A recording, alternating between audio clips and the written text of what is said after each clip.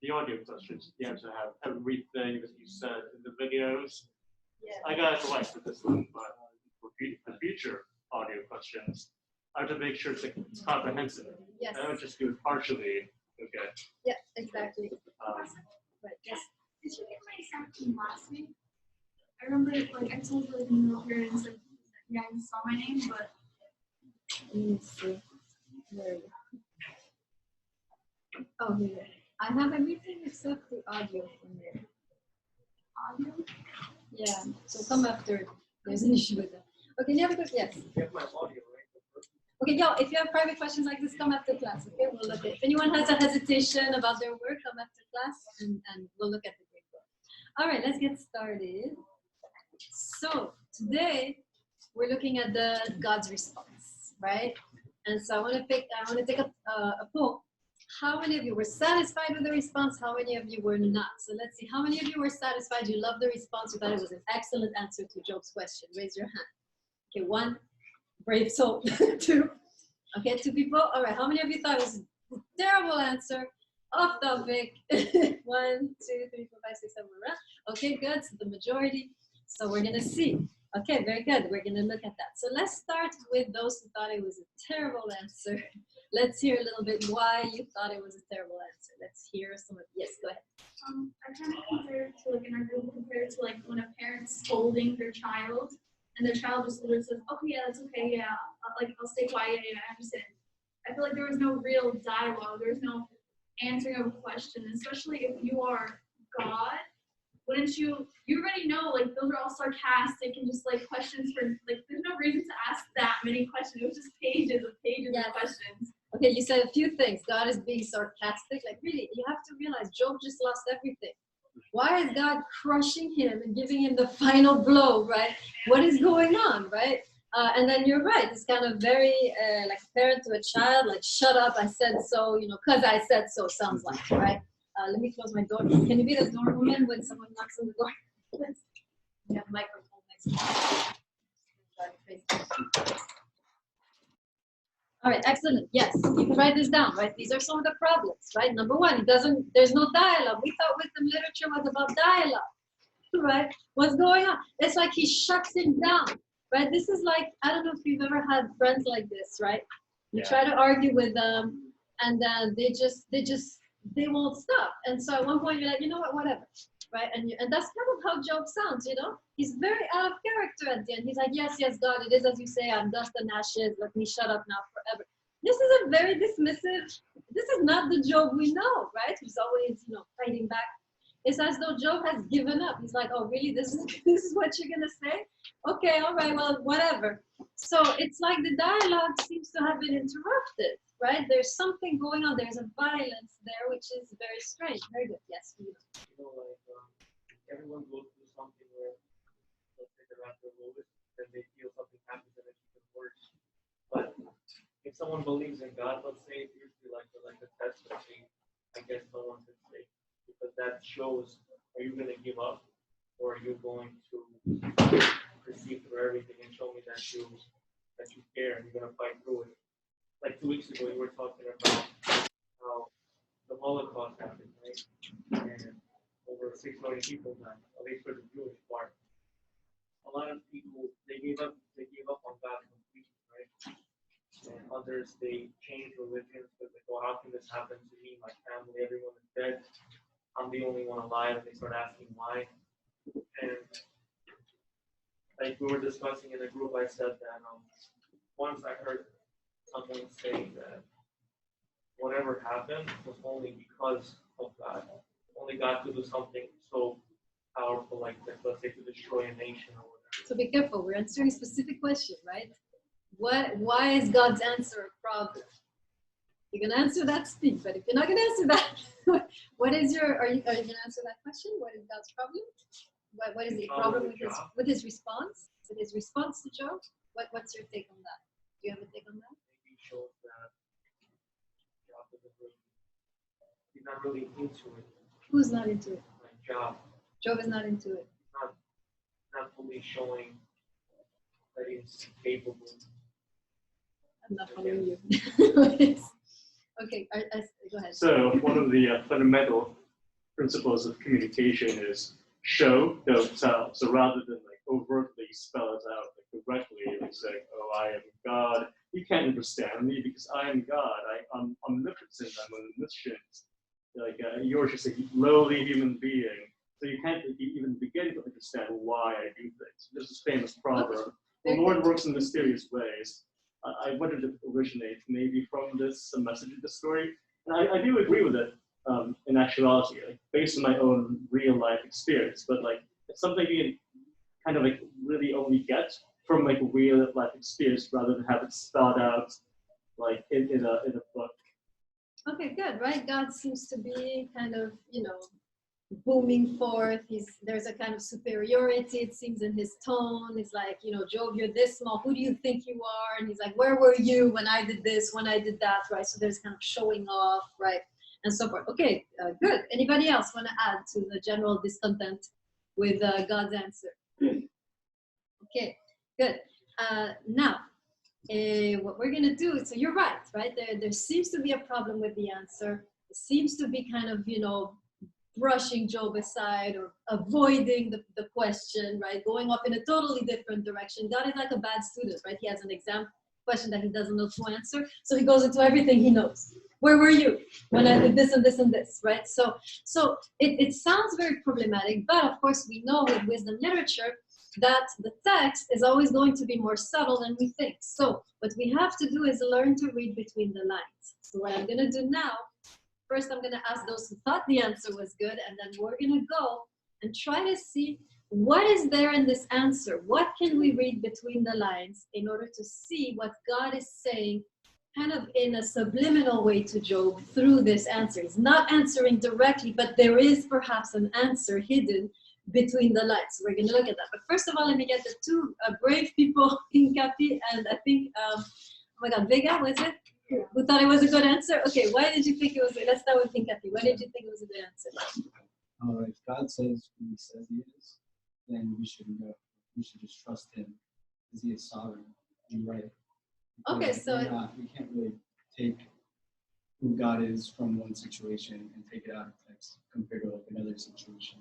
Okay, so who He is. Kind of what Arsenos was saying, but with a different one. Like, I am God. Not in that. Not in that way. Yeah, but I mean, it is true. If we're going to say like God is who He is, then we have to hold Him at a holy standpoint. Okay. If like most religions, they see God as holy, so you can't just be like, oh, like, you have no authority to question me. Like me saying to God, like God is holy, so He has the authority. He's the one that. Okay. So God is putting Job back in his place, saying, "Remember, I'm holy." In a way, yeah. Okay. But it's just like, but it's like a father. Like, Okay, no, I feel you. I'm just playing with you. Yeah, I understand. Okay, good. All right. I'm not going to go there, but that's fine. Yeah. Remember, there's several ways to read this text, right? I agree that your reading is a traditional reading, and you can make that reading. It's accurate. I'm, of course, going to try to find a different reading because I'm doing philosophy, but this reading works. Absolutely, right? You can say that, but there's more going on, and that's what I'm going to try and find. Vega, what do you have to add? I honestly was talking more about when God tried to bring that end, where He rewarded him and He didn't side with his friends. Okay, so we'll get there. Yes, we'll wait for the epilogue. Not yet there, right? We'll talk about the epilogue if this is a happy ending or not, right? We're going to look at that. For now, let's just stick with his answer. So here's how I'm going to do this. First of all, I'm going to look at the tone. Why God uses this tone when he's talking to Job, this very powerful, arrogant tone, kind of, crushing him with just a voice, right? Condescending. Sorry? Condescending. Exactly, right. And then we're going to look at the context, right? So first of all, the tone. The only way we can understand what he's doing is if we leave behind our Western sensibilities and enter the Middle Eastern sensibilities. Now, the best way for you guys to do that, the closest to the Middle East here, interestingly, is hip-hop culture, Okay, so I want you guys know this, right? I see a horrified face in the back. Right. You guys are familiar with hip hop culture. You're familiar with the concept of rap battles, right? Now, me, I have very limited familiarity. The only thing I know is when Eminem was doing a rap battle in the movie 5 Mile, which came out 20 years ago. Y'all seen that movie? So yeah, that's my experience with it, but I'm sure you guys have a closer experience with, concept of rap battle. Now, when you have a rap battle, you have 2 men, right? Maybe man, woman, whatever. Nowadays, everybody's rapping, right? You have first rapper comes up, and what does this rapper do to the other person that they're fighting with on this battle? What do? How do they talk to them? They insult. They what? They insult. What? They insult the other person. Ah, yes, Yeah. right. It's a very, kind of, who are you? Who the hell do you think you are? And I am this, and, right? It's a very kind of, how do I put it? It's a kind of attitude, kind of, here I am and you're nothing, and who do you think you are, and blah, blah, blah. And then the other person comes up, and what do? Are they apologizing? Are they apologetic? Are they trying to be nice? What do they do when they come up? Same thing or worse, right? We are in a rap battle here, guys, okay? Job has said his thing, and now God is like, oh yeah, all right, all right, I got you, my turn. Now you sit down, actually it doesn't have to sit down, stand up like a man and take what I gotta say, right? Basically, we are in that context of, it's a kind of mutual challenge, right? Job has challenged God on the world scene, and he has done so in poetry. This is rap, right? He has challenged him on the world scene in poetry, and God now comes on the scene, and he's like, okay, my turn. Stand up like a man and hear what I gotta say, and then he responds, right? So you gotta see it like that. You can't see it like, oh my God, he's so violent. Like, how we're so sensitive and politically correct, and how could he talk to him like that? And that's so insensitive. No, we are in a rap battle, guys. We are in hip hop here. This is not the West. Okay, are you good? Are you on the stage? Are you in the audience? Are you seeing this? This is 2 very powerful beings confronting each other, and we have to measure the equality here. God answers Job on a level of equality. He's like, okay, stand right here like a man and take what I gotta say. He's not saying bow down before me, be, cower before me. He's like, all right, my turn. And he treats him as an equal, and he raps in his face without any, right? He's not taking any gloves or nothing. He's answering on the same level as Job. There is a powerful levelation. Can you say that? No. Like when he puts him on the same level. God in a way is treating Job on the same level when he responds in the same aggressive tone. Are you following what I'm saying? He is talking to him on his level. He's like, oh yeah, you think that? Well, here's what I think, right? And they're really man to man, right? It's a guy thing. We women can't understand, right? We want to go and heal and appease the wounds of Job, right? Like a mother. God is like, no, you're going to stand up and you're going to hear what I got to say, right? This is a man-to-man situation. And God, in a way, is taking Job very seriously when he says, stand up like a man, I will speak, and you will listen, right? So that's for the tone. So hopefully, are you a little bit more comfortable now with God's tone? Are you sensing it? Okay, good. Now let's go to the content. Now, for the content, we have to be very subtle. So let me try to explain it, what I'm going to do. It's very strange, the answer. He's doing a kind of zoology lesson. Did you notice? This animal, that animal, this animal, a lot of animals, right? There's the ocean, the sky, and then there's all the kinds of animals. And so it's in a way he's painting something in front. He's doing a beautiful landscape, right? It's like he's painting a huge, beautiful, magnificent landscape in front of Job.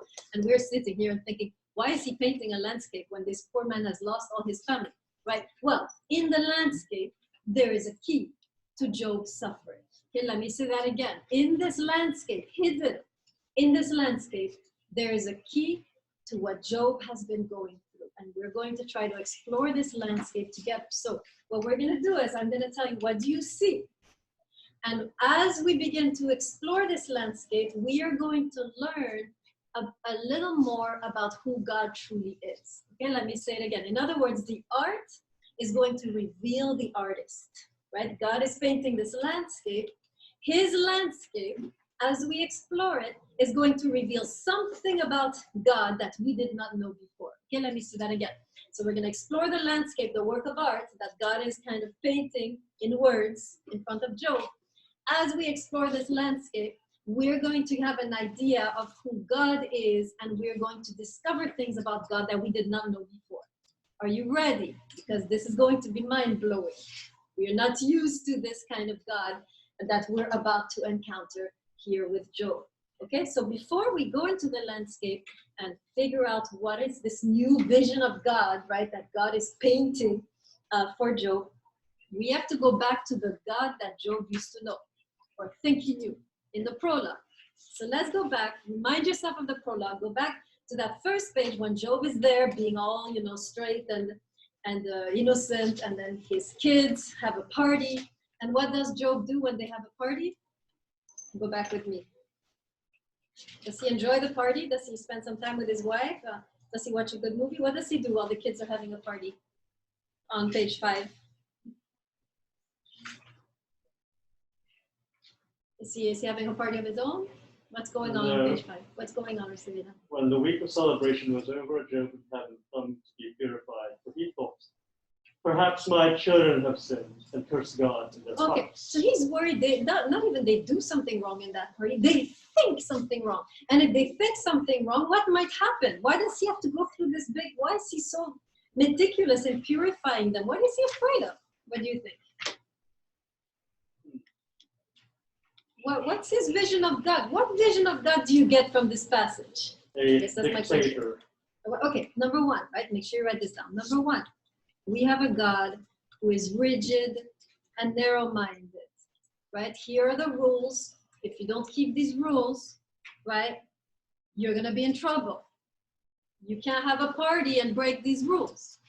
You got to walk the line at all times, the narrow line, right? Don't go to the right, don't go to the left. Make sure you didn't even think a wrong thought. Do you see how Job, even in his thinking, is trying to be straight? And he's trying to bring his kids and squeeze them in this line, right? In this straight line that he has been walking. It's like, you guys, not even a thought, okay? Y'all be in the line. Don't even sin in your hearts. Otherwise, who knows what's going to happen? So here we have a God who is really rigid, narrow-minded, very, very strict rules and laws about what you can do or not do, think and not think. That's the first thing we get. What's the second thing we get in this section?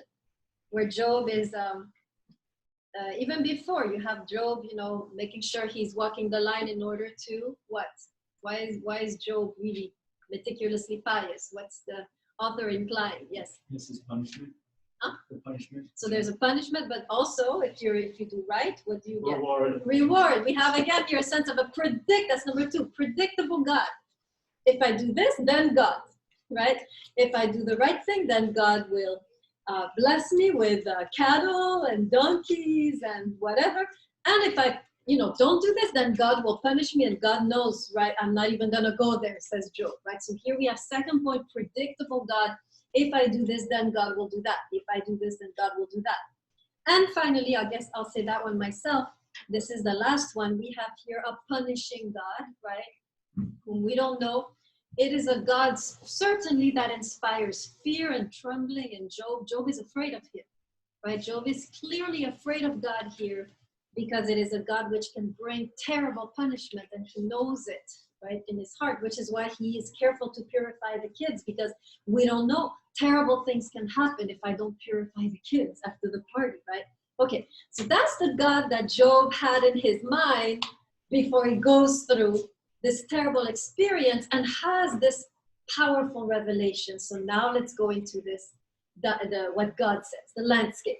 Let's see how he reveals himself. And I want you to find there are 3 things we discover about God, which are the opposite of what we just found. I want you to find this in the text. Let's hear you on this. First thing you notice, let me help you. When you read the text, you see all these animals. What kind of animals are they? Are they domestic animals, or are they different? Do you see chickens and sheep and pigs, piglets? What do you see? What kind of animals are depicted? Okay, wild, remote, you can't even see them sometimes. You certainly cannot control them. what is the vision we are getting of God, of the landscapist, as he is drawing these powerful animals, these wild animals, these animals you cannot control, you cannot even see. What does this landscape tell us about God himself, about the landscapist? What do you think? There's this carefree, non-rigid aspect to God. Okay, explain. This is the first one. Very good. So one of the quotes is that, who unties the wild ass and lets them wander at will? He arranges the open prairie and roams across the salt lands. He is far from the tumult of the cities. He laughs at the driver's whip. He scours the hills for food in search of anything green. So that's, Great. What page is that? 82, the Yeah. third stanza. That's a great example, right? Who unties the wild ass or donkey, for those who don't know what he's talking about, right? And watch this, lets him wander at will, right? He ranges the open prairie and roams across the salt lands, right? He laughs at the driver's whip. What is this, just this animal telling you about who God is? So first thing you're saying, there's an element of space that opens up. In this whole landscape, you get a sense of space. You get a sense that God is not narrow, but that God is broad, right? That's the first point, right?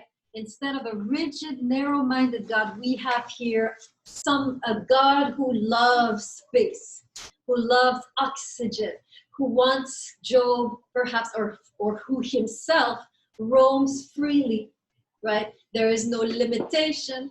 There is no walls, there is no boundaries, there is an invitation to roam freely. What do we learn here about God, and what do we learn here about Job? That God might be telling Job. What do you think? Yes, Inkati. Yes, he's merciful, that God is merciful. Exactly. It's as though he's telling Job, be free. Stop being so tied up and knotted up by these rules you have imagined that I want you to keep.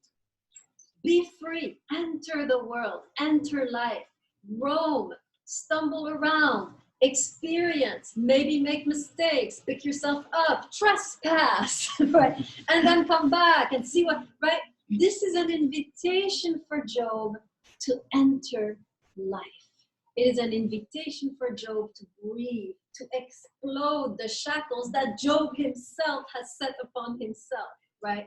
It is an invitation for Job to be free and to roam into the world, right? Into life. So that's the first thing we get, right? We have, I like to compare this section to, how many of you have seen The Lion King? You've seen it, of course, right? Mm-hmm. And you have this amazing song by Beyonce called Spirit. Anybody remember? Y'all probably just heard it in the movie, but you can actually watch it. Anybody familiar with Spirit by Beyonce? No. Okay, Beyonce has moments of pure genius, I have to say, right? This is one of her moments. It's an amazing song, right?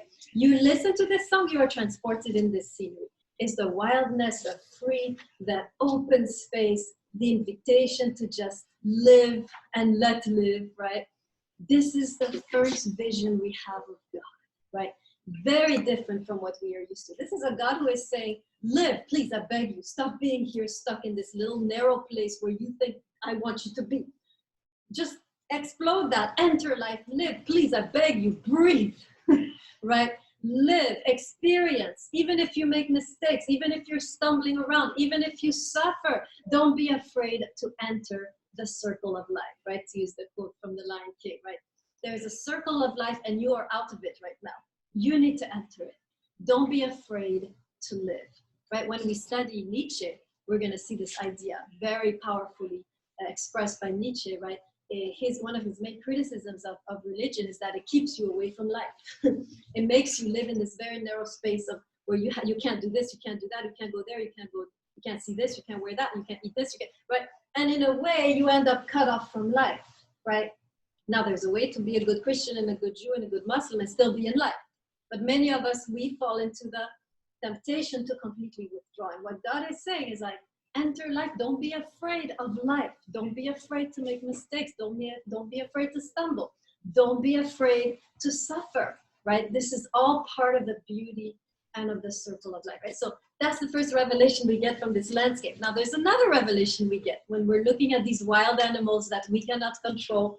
Several times he talks about the donkey who laughs at the driver's whip, the wild ox who is not willing to serve us, right? The horse, I think also, who laughs at the sight of danger. What does this tell you? What more does this tell you about God? These wild animals that we cannot control, that we cannot dominate. What can you learn here from God, from the landscapist that we see in the landscape? Yes. God has created things that he can't control, or at least can't control easily. And what does it say about God? To be well. If the landscape reflects the landscape, landscapist. you can't control God. Very good. That's the second point. We cannot control God. Job, his mistake was to think he could control God. Oh, I'm going to do this, and then automatically I'm going to get all these blessings, right? Or I'm going to do bad, and automatically I'm going to get all these curses. God is saying, you can't control me. You cannot use me for your prosperity, and you cannot blame me for your pain, right? This is not a mathematical equation, right? So in a way, what we're learning here is that the God that Job is envisioning for the first time is a wild God, just as wild as the animals in the landscape. We have here a wild God who will not be controlled or manipulated, and who will not necessarily punish and will not necessarily bless. This is not how it works, right?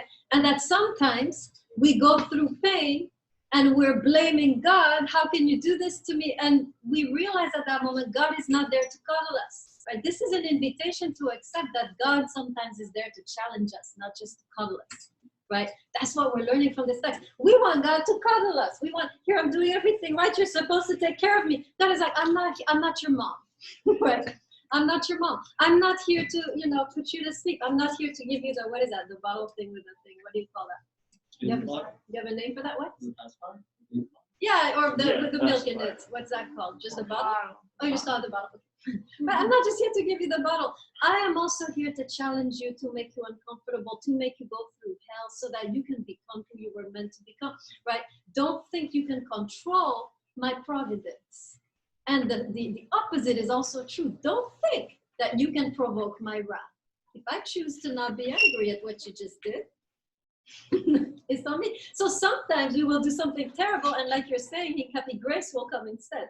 And it's like, whoa, what just happened, right? I don't deserve this, right? So God is kind of like, I'll do what I'll do. You cannot control me. And sometimes I will challenge you in ways that you cannot even imagine. And you must, in a way, accept that. I am not just here to bless you and comfort you and protect you. I am also here to challenge you. This is something we fail to remember. Let me say that again. God is saying to Job here, I'm not just here to bless you, to protect you, and to comfort you. Yes, it's also true, but I am also here to challenge you and to bring you out of your comfort zone. And this too is from me. Right? This too is love, right? And you cannot control what I'm going to do next in your life, right? So that's the second thing we see. Now, there's a last one with regards to the punishing God. What do we see? Or the God who gives, death, or who gives, terrible, unspeakable punishments. What do we have here in contrast? What is the dominant energy in this landscape? Is it death or is it life? And how do you argue that it's life? Where do you see that? We mentioned all sorts of living animals, like antelopes, wild asses, wild oxen. There's even something more going on with some of the animals. What are they doing, which is connected to life? A lot of mention. Birth. Yes, this is interesting, by the way. A lot of female animals mentioned. I find that interesting because God is often seen as male, right, in the Hebrew Bible. And here, the animals are mostly female giving birth, right, and taking care of their young, as though the text is saying God has a feminine side, right? There is a feminine side to God. There is a side to God which is powerfully life-giving. You thought I brought you this, but what I'm actually bringing you is the resurrection that comes after the death. Let me say that again, right? This is very important. Job is thinking God brought him the suffering and God brought the death of his children and the decay of his body, and what God is telling him, you thought wrong. This happened to you, but I am here now to breathe new life into you. You are actually right now being rebirthed, right? You thought you died, but actually you're dying into a new birth, and I'm breathing this new life into you right now. This is what we get from these numerous metaphors of animals, right, female animals giving birth, it is as though God here in this story has been giving birth to Job, to the new Job, right? And those who experience birth, probably nobody, but those of us who are familiar with it, you know that the birth can feel like death. There is that one moment where you think you're gonna die, right? And then you get over, right? So that's when you start screaming for painkillers, right? There's that one moment in giving birth where every woman thinks she's going to die, right? Rebirth passes through death, and Job in a way had to go through this death in order to experience the rebirth into the real Job, right? And God seems to be saying, I am birthing you. I am not killing you right now. And we need to remember this anytime we go through dark times. When we go through dark times and we are thinking God is killing us, God is actually birthing us. Any dark time is the prerequisite of birth. You cannot be birthed as a new you if you don't go through death, right? And what we're learning here is that Job went through death and he's not supposed to stay there. God is breathing new life into him through this powerful vision he's giving Job, right? Everybody follow that, right?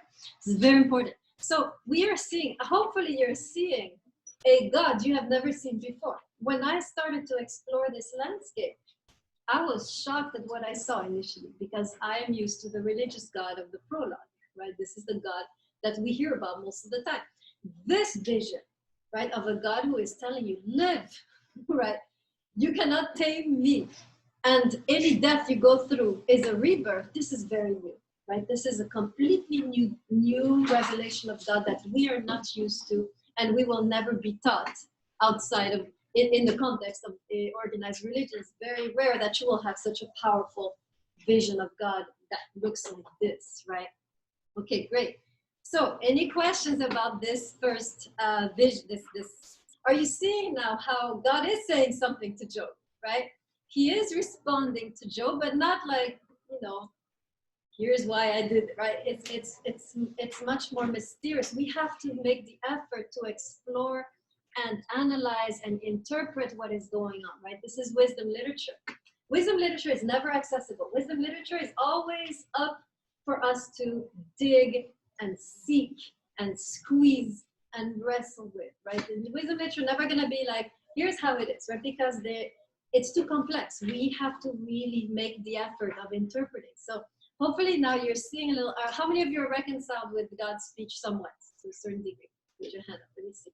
Yes, now. It's a little better. Okay, good. So you're starting to see between the lines. You're starting to see the vision that is kind of, right, being unveiled within this landscape, right? Okay.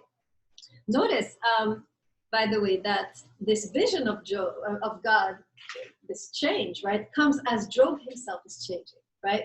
It is because Job has changed that he sees God differently, right? And very often we go through life and we change, and our vision of God also is able to expand and change along with our own progress, right? So we have this. Okay, yes. Now let's go into the epilogue, the ending. I'm going to do another poll. So how many of you thought there was a happy ending to Job?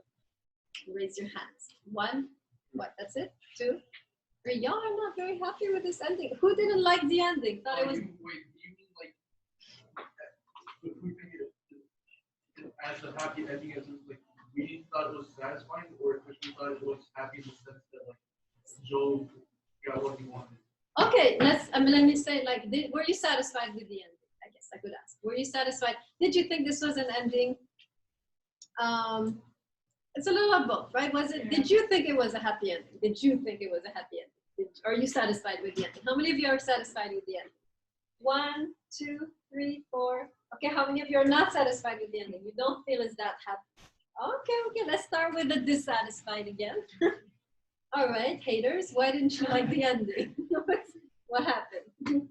There's some implications that his children might not have been brought back, but he has new children. Because it says he also had 7 sons and 3 daughters. The eldest he named Dove, the second Cinnamon, the third Eyeshadow. Why would you want to name those daughters? It sounds better in Hebrew. Okay, it sounds better in Hebrew. Yeah. It sounds beautiful in Hebrew. They translate it. Yeah, no, I'm not saying the names are weird. I'm saying, why are they naming them Okay, that's a They're good new. question. They could Okay, be- good observation. So first observation, right? You're mentioning, well, what is this, right? Are we just going to replace the kids, like replacing car parts? So what kind of ending is this, right? So you're right. The author, by the way, is making fun of that. This is full of irony. This ending. First irony is like, woo, you know, hi ho, right? And it's like, yeah, you know, now you got new kids, right? It's like, wait a second, what's going on, right? What else is off? There's something off, right? It sounds like a happy ending, but there's something off with it. It's like, ooh, what else is wrong? I also had the issue how it says that God actually didn't like Job's friends. That one we talked about though, right? About which one? Why he didn't like Job. Yes, why he didn't like the friends. Do you remember?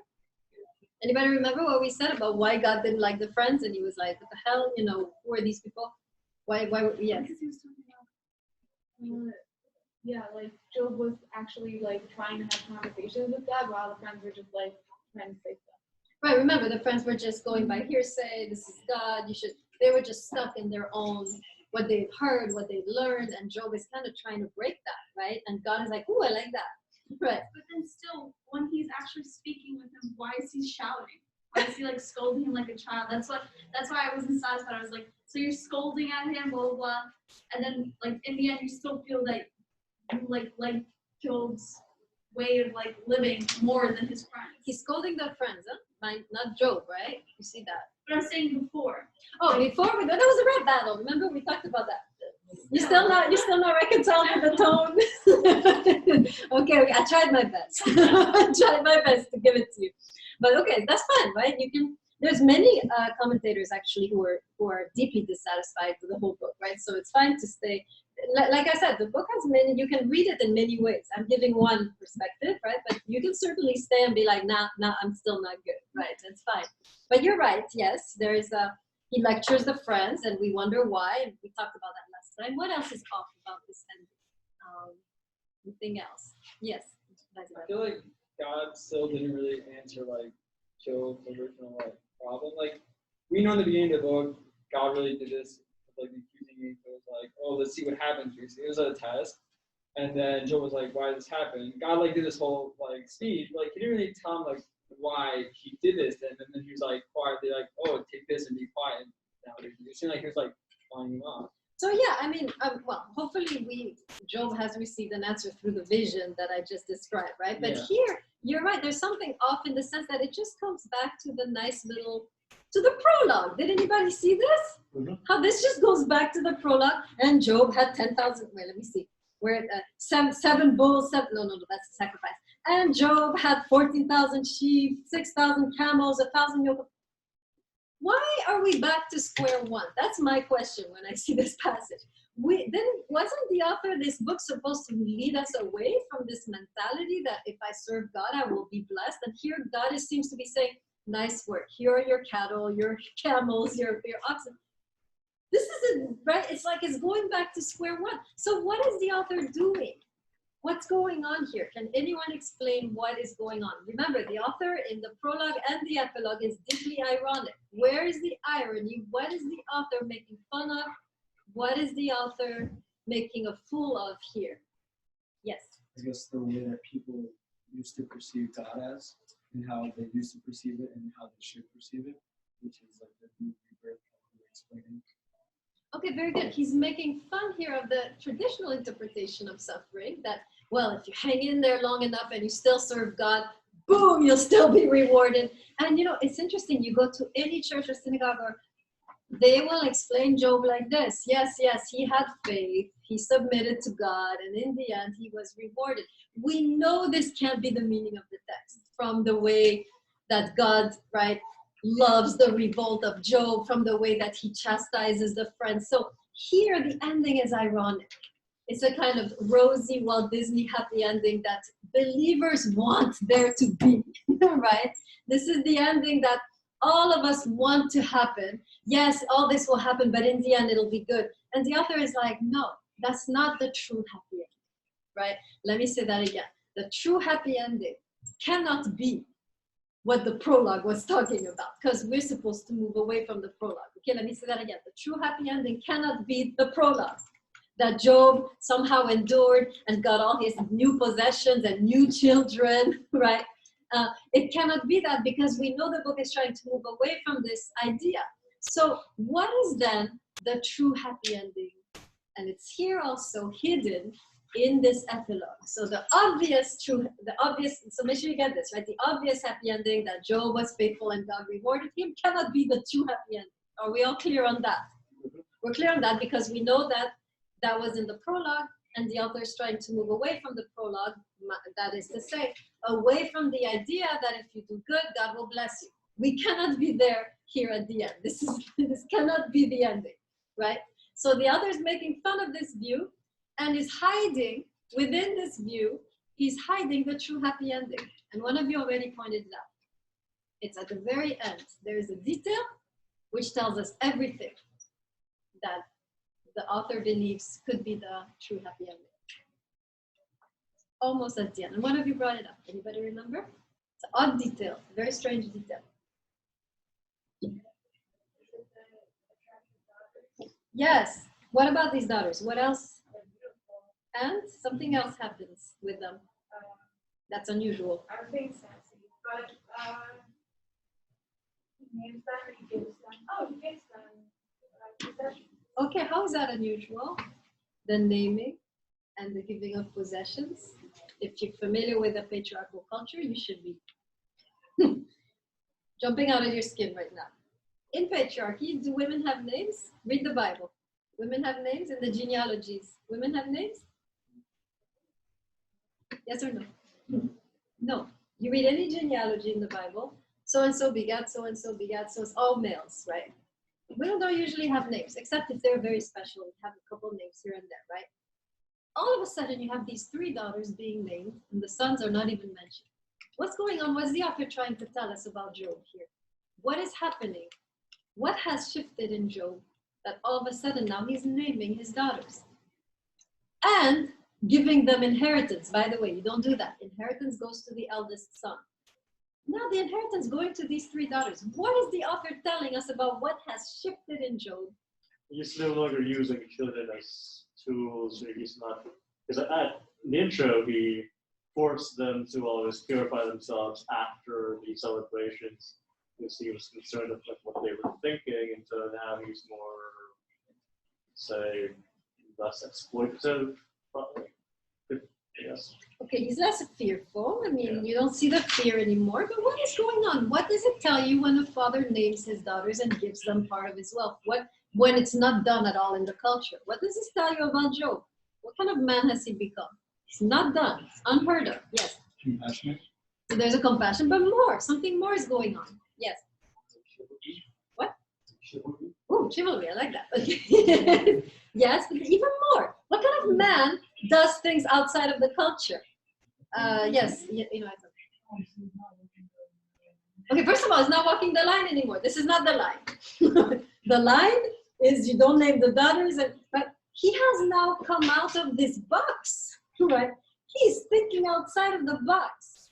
Job has become a progressive, right? He was a conservative, doing everything correctly. Now all of a sudden, his mind has broadened and he's able to see beyond culture.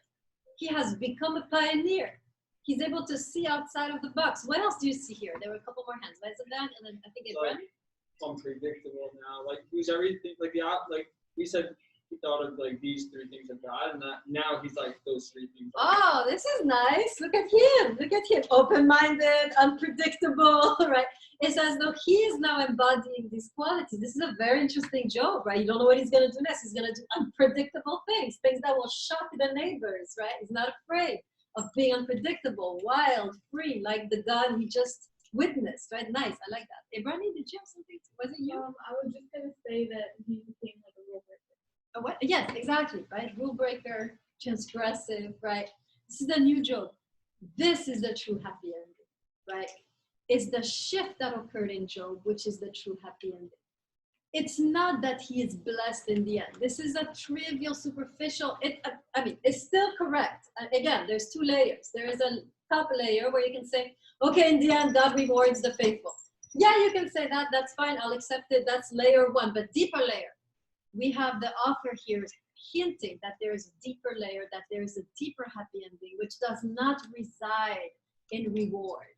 It does not reside in God blessing you because you were faithful. It resides in the transformation you went through in the suffering, how the suffering made you a new person, made you a better version of yourself.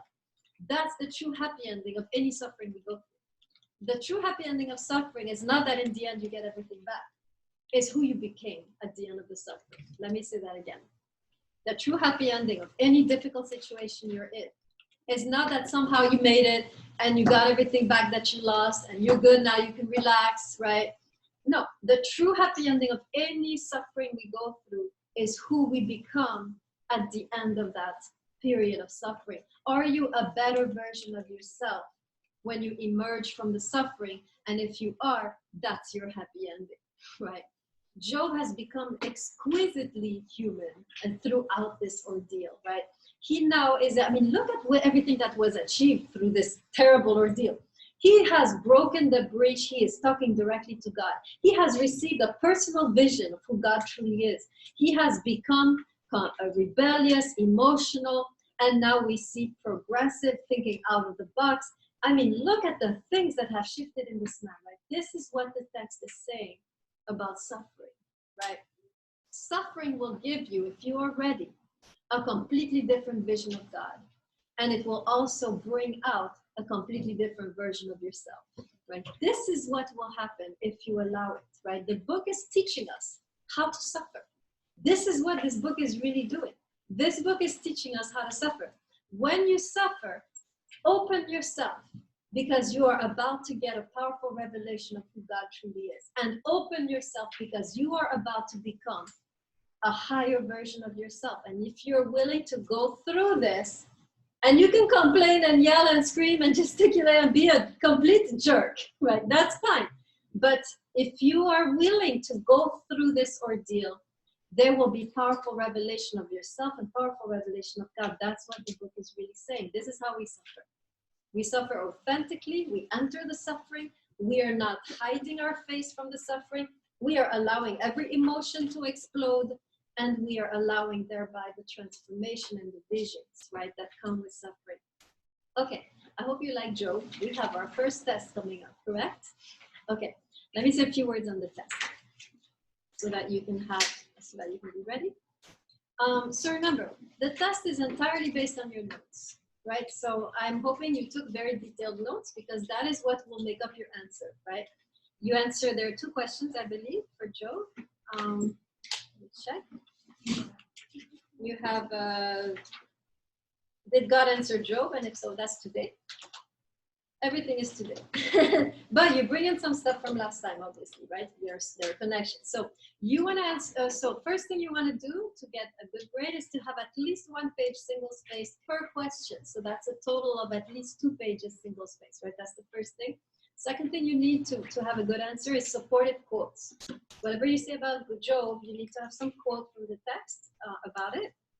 And then last thing, make sure you have a very detailed answer that you're really drawing from your detailed notes. And the more detailed your answer, the higher the chance of getting an A. So you do this, you put it in the drive as a PDF on Saturday night, and you have your essay to write also. So the essay is a little different. Essay is more personal. Essay is you thinking where you are in your spiritual journey right now. So where did you leave off, right? We all have a moment in life. Maybe we're 12 or 13, we start to question our elders, right? And usually, most likely, you did not receive any answers, right? If you were like me.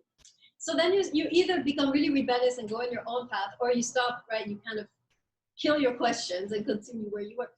I want you to go back to that person you used to be who had questions. I want you to go back to that. Who are you spiritually, or who were you, and where are you now? What made you who you are now, right? I want you to really think of your spiritual journey up until now. What brought you to where you are now, right?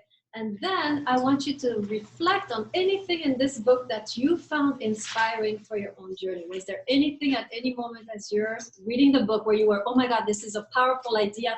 That's what I needed to hear. Or you can have, this is a horrible idea, I hate it, right? You can have a very negative reading, essay, or you can have a very positive essay. So I want you to really connect your journey to anything that you stumbled upon in the class, in the lectures, or in the readings, which really hit you. Like you're like, oh my God, I really needed to hear that. This is why this is really helping with my journey. Or you can have an idea you absolutely hate it. That's fine too, right? You can do either one. And this is 1.5 pages, single spaced. And you hand it in the, as a PDF in the essays folder, I think, also by midnight. Now, if you're, some of you, I know you're have little time, privilege the test, please do that for sure on time, because that's where you lose the point if you're late. And then you can maybe hand in the essay a little later, but for sure the test has to be in on time for you to not lose points. So I prefer you hand in the test and sacrifice the essay momentarily, then you do the essay and then sacrifice the test. Yes, right. No, just the test. Yeah, that's the part that really gets on my nerves. The essay is okay. But please hand in the essay within some few days from the test. Any questions on what you So do? Yes. midnight, as in midnight on like Saturday or like Friday midnight? No, Saturday night. Saturday I night. grade Sunday morning, so Okay. whenever. But yeah. So 2 questions and an essay. Yes. Yeah.